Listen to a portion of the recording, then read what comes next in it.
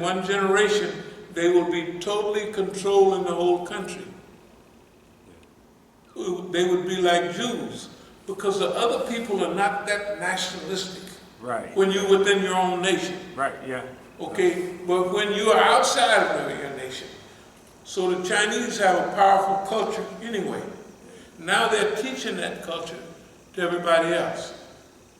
Okay, Chinese had inferiority complexes just like everybody else did, from colonialism and what have you. That's one of the biggest things they want to overcome, to get back to feel like we're human beings and we count.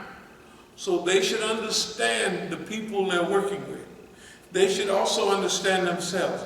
One, we Chinese are like ants. We work like ants. They don't look up and look around. They work like that. Now that's one thing. So that means they're gonna overtake the African in their own country. And if they have 2, 3, 4, better not have 10% of the population, automatically. The police can control all these neighborhoods. They're not 10% of the population. They're on 2 to 3%, right?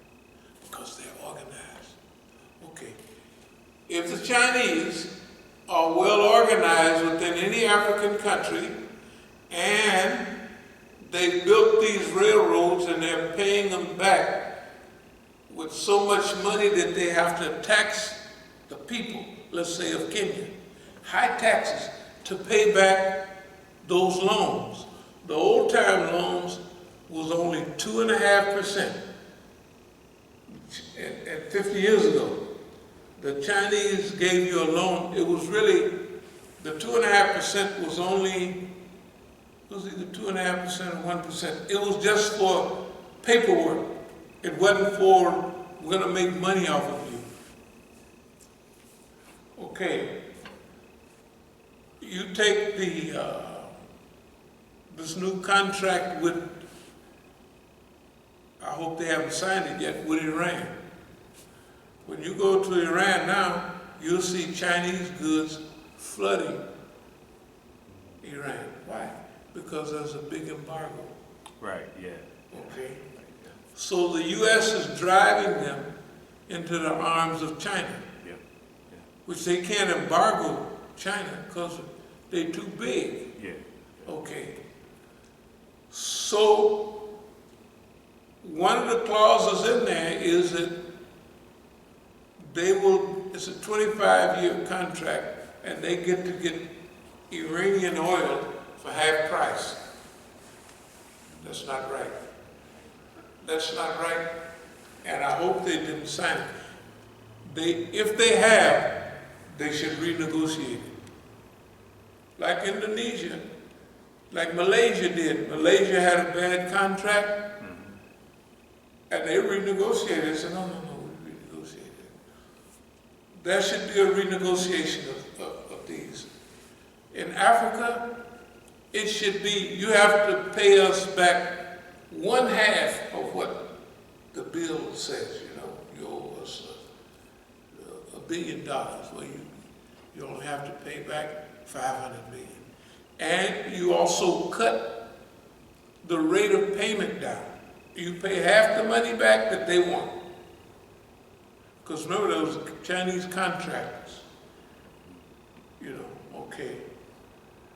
Now remember, there's something dangerous. The reason I read this ayat, there's a danger of success. When you become successful, you become arrogant. These are natural. They moved away from Deng Xiaoping and Chairman Mao, and now they're talking about Confucius.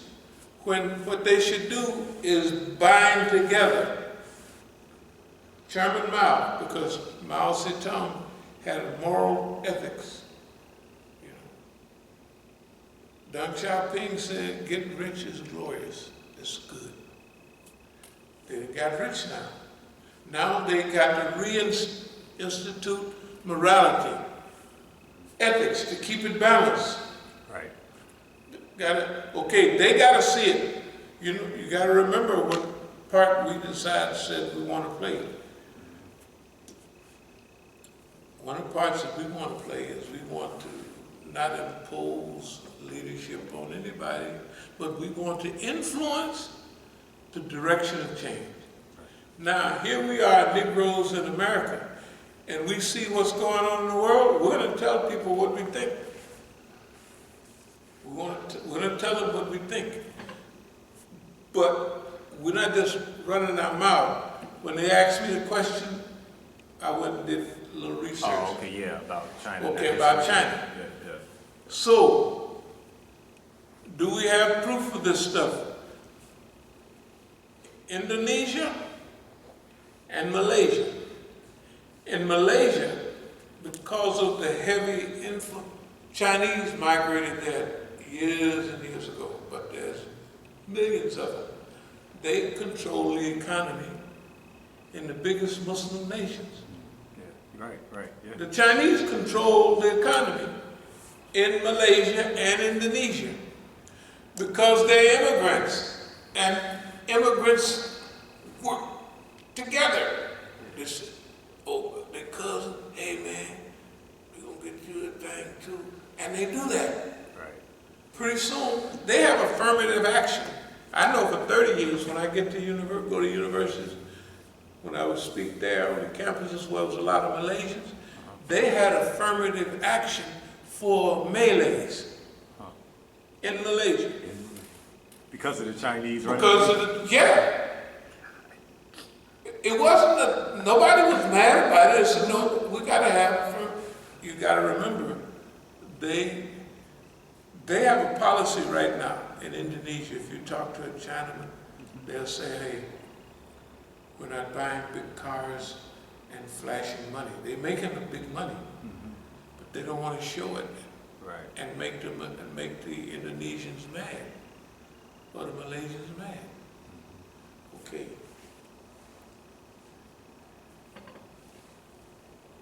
In America, you see everybody that immigrate here. They may stumble around a minute, but I don't care whether they're Sudanese, they gotta get them a little business up there. Right up the street, a little farther than that, there's a 7-Eleven, okay? Everywhere you go. If you look at who owns the businesses in D.C., it's not black people anymore. No. Almost everything is owned by someone else. Immigrants always go for, or not always, but in many cases, they go for business. Right now in South Africa, even the Somalis, which are the poorest of the poor in Somalia, when I used to live, it's not like that anymore. But I put it this way. The Indians that came to East Africa to help the British build railways 100 and some years ago. Do you know that when I lived in Tanzania, 90% of all businesses was owned by Indians? 90%. You might be too young to remember Idi Amin, when he took over Uganda, put all of the Indians out because they owned everything. Right. Now everybody else wanted to do that. And the Indians lived in separate places. And they owned everything. The African didn't own nothing. And that's not bad that they just say, hey man, we came over here to build railroads, and now people gonna need to eat. First, let's get our hot food and everything from India. Then, hey, the other people, they gotta eat too. So pretty soon, concentration of wealth. That's what's happening in China today. Number one, thousands of immigrants flooding into Africa. Thousands of dollars flooding into Africa. It has to be controlled. The Chinese, if they don't handle it right, would become a new colonial master in Africa. Right, right. Technically, let's call it what it is. They are already. That's what they are. They have more power. They built all the institutions for Africa. But remember, if you was the thing about give a man a fish he eats for a little while, teach him how to fish. They should teach management, organization, discipline, farming techniques, and all of that. They could look around where to build dams, not big gigantic dams, but certain dams that will hold water so they can irrigate little regional dams. They should teach the African that and do it simple, simple earthen-like dams, dikes, not to too much change the environment, but to manage the drought-prone areas. Now, Africa's climate is changing just like it is over here. The forest fires burning in California, they're getting bigger, longer, and it's starting earlier. They said we would expect this to be happening in August, not August, but in October and November, but it's happening now. Okay, well, let me get back to China, and then we'll get back to family. So immigration has its own characteristics. So China is overpopulated, and so people come to Africa and do a job, build a stadium, and they look around and say, man, look at that air. It's fresh air. Hey, pretty soon people start staying. They write people back home and they said, yeah, they take pictures, and the Chinese back in China they said, look at all that blue sky. We wouldn't see that, but they would, ooh, look at that blue sky. And look at all that land. Okay. China should balance between Deng Xiaoping and Mao Zedong, because I don't know how much Confucian ethics would come to play. That's just to begin. Why? Because communism itself, people are taught in communism that communism can come from a capitalist society, not from a poor society. You can't jump from being poor, right, and everybody barely eating, right, to this utopian society. So China has leapfrogged all the way over, and now is moderately successful. The people are moderately successful. That's 800 million people. The other 500 million people that are still not starving to death, and by no means, but they're lifting them up. So China is practicing some of its own principles of the so-called communism with Chinese characteristics. They're actually doing that. Nobody goes and say, there's the poor over there, let's go get them. They don't do that. They definitely don't do it here. I don't even know anywhere where they do that. And if somebody do it, they're doing it blabbermouth stuff, they just talking. Right, yeah. They're not gonna go, because who wants them anyway? Yeah, it's just a photo op. Yeah, when we talk about the new American homelessness and turn the churches into this and that. Who wants homeless people in their church? Taking up all that room, right? Right. I mean, when I talk to the preacher friends, they almost want to call the psych, come get the brother. The brother is saying that you have a nice Benz and whatever you have, and now start doing the work that Jesus. What? You know, love your neighbor, really help your neighbor, help the poor, right? Right. What about my diamonds? What about me? And the people are so brainwashed, they want their preacher to look good. It's true. Yeah. They actually want Yeah. them to look good. Right. In fact, if y'all don't buy them a Benz, we gonna buy them. We go to church, we gonna have a fundraiser for the pastor. The pastor, Lord have mercy. He driving that old, what is that car? 4, 5-year-old Toyota Japanese car. Lord, we're gonna pray for him. We're gonna pray him into a nice Mercedes. Even he deserves a Rolls Royce if we can get it for him. Okay, they want him to look good. They want to look good. Let me get back to China, immigration. So, immigration has certain characteristics, but utopianism for China would be a combination of Chairman Mao, the morals and the ethics, and Deng Xiaoping. It's still all right to get rich, but we got to bring the poor with us. Okay.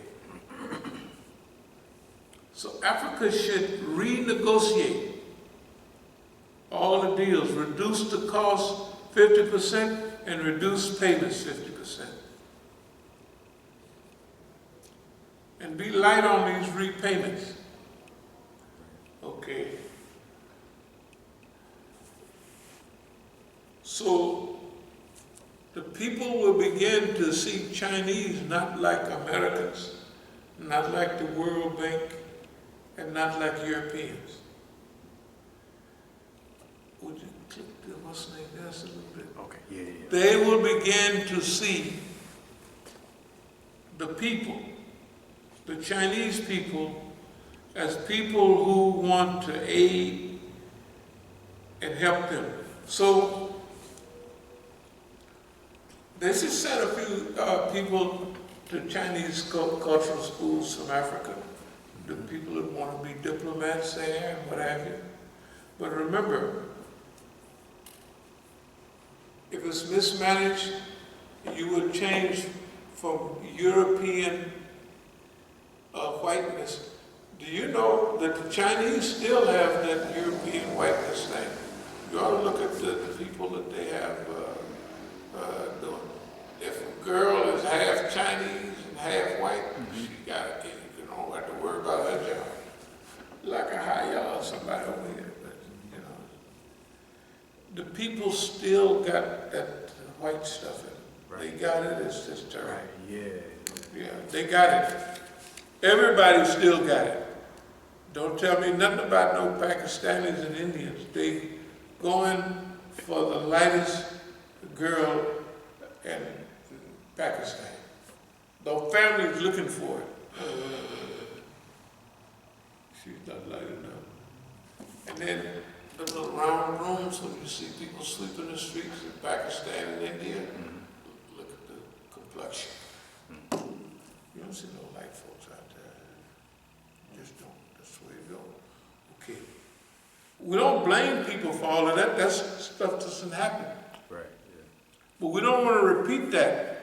Like the Chinese wanted to rebuild their self-esteem and their character, then get out of the way and allow Africans to rebuild Africa with African characteristics, not Chinese characteristics, right? Yeah, so they feel good about themselves. They don't need Chinese with all this goose-step in an organization, intimidating the Africans. So when somebody helped you, like the Chinese, look at here. The Chinese ran big game on Boss Man. I'm telling you, you want to know why he's mad? He's mad as H-E-double-L. They deindustrialized America, sent all those factories. The people over here making too much money, $25 an hour in 1980. We're not going to pay them people that kind of money. That was then. Yeah. Yeah. So if he can change, close those factories here and send them over there, and they make $2 an hour or something like that. What the heck then? And they're going to be happy with that. The thing about it though, they said if you have to transfer technology along with it.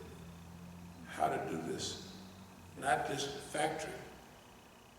You know what I mean? Yeah.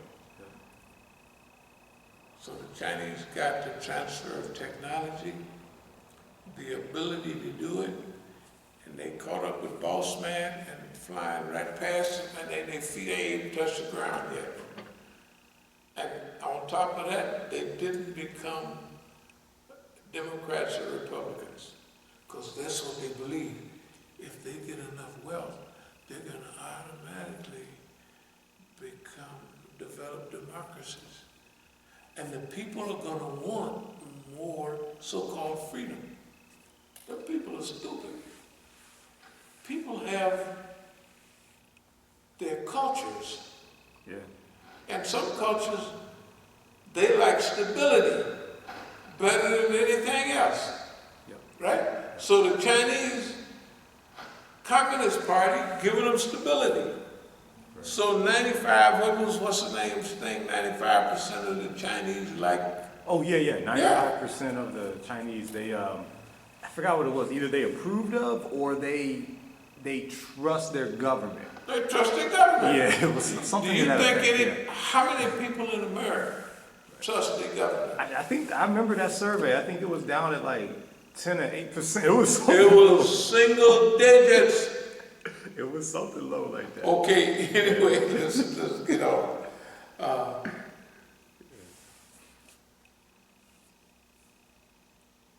So come out and teach success using local resources so people will be able to look in their environment and translate that success into. You want the Africans to cooperate more and what have you. But see, imagine